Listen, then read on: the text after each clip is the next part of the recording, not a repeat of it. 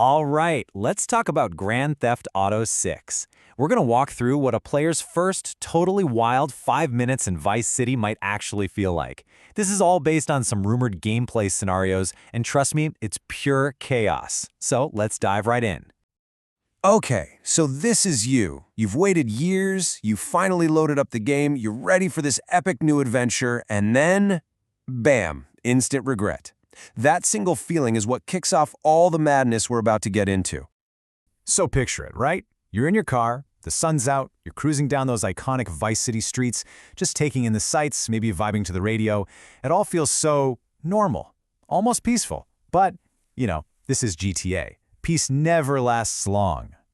And here it is, the first little crack in reality. It's not another car that cuts you off, it's an alligator. But the best part? The detail here is everything. It's not just wandering aimlessly, no. This gator is walking with purpose. It's got places to be, people to see. This is clue number one that Vice City runs on its own very weird logic. Of course, it's not just the wildlife. Oh no, the chaos is literally baked into the game's DNA, from the people walking around to the actual laws of physics. Let's see how this starts to snowball. And this is just perfect. It's such a modern twist, right? You cause a little bit of trouble, and what's the very first thing that happens? Some NPC whips out their phone. You're going viral before you even get a single wanted star. Your 15 minutes of fame happen way before you even start running from the law. Okay, so you decide to interact with your environment. You get a little annoyed in traffic and you give the car in front a little tap, just a nudge. A tiny fender bender that in any other game would be nothing. But not here, not in Vice City. And there you have it. That little tap sends the car launching into the air, spinning like a helicopter rotor. The physics engine in this game apparently has a wicked sense of humor. The main takeaway here? Every single thing you do has a completely wild and unpredictable reaction. Well, you can't just turn a car into a makeshift helicopter and not get the attention of Vice City's finest. But these aren't the cops you're used to. Their new AI it's designed to make your life an absolute nightmare. I mean, this chart says it all, doesn't it? This is the new realistic AI. While you're over here struggling to land a shot, the cop AI is a full-on squad of Terminators. They supposedly never miss, not once, even through a solid wall. So yeah, realism basically means they all have perfect aimbots. So, how do you escape these sharpshooters? Seems simple enough. You grab a sports car, you floor it. But then you meet the other AI upgrade, the traffic. Cars will just swerve out of nowhere with perfect psychic timing to cut you off.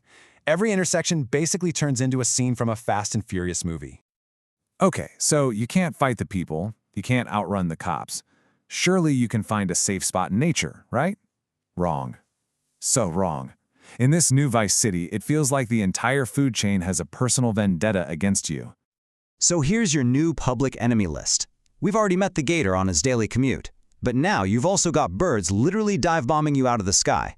And, as we're about to see, sharks that have a bizarrely good sense of timing. Every part of this world is a threat. And all of this brings us to the grand finale of our first 5 minutes.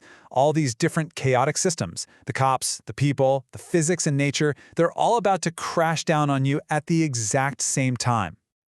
It's all about escalation. Maybe you actually shook those Terminator cops on the ground.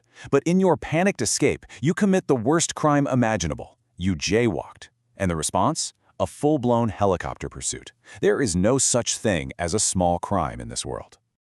This is it, your last-ditch effort. You ditch the car and you just leap into the ocean. And for one beautiful, fleeting second, you can just appreciate it. The water looks amazing, the splash physics are incredible. You think, maybe, just maybe, you're safe. And then, reality bites back. Literally. Out of that gorgeous blue water comes the final piece of the puzzle. A shark that just cruises up to you like an old friend who's about to absolutely ruin your day. There is no escape. None. So, after all that, what's the big takeaway? You combine that unpredictable AI, the totally bonkers physics, and a world where literally everything is out to get you, and yeah, this game's going to be absolutely certifiably wild.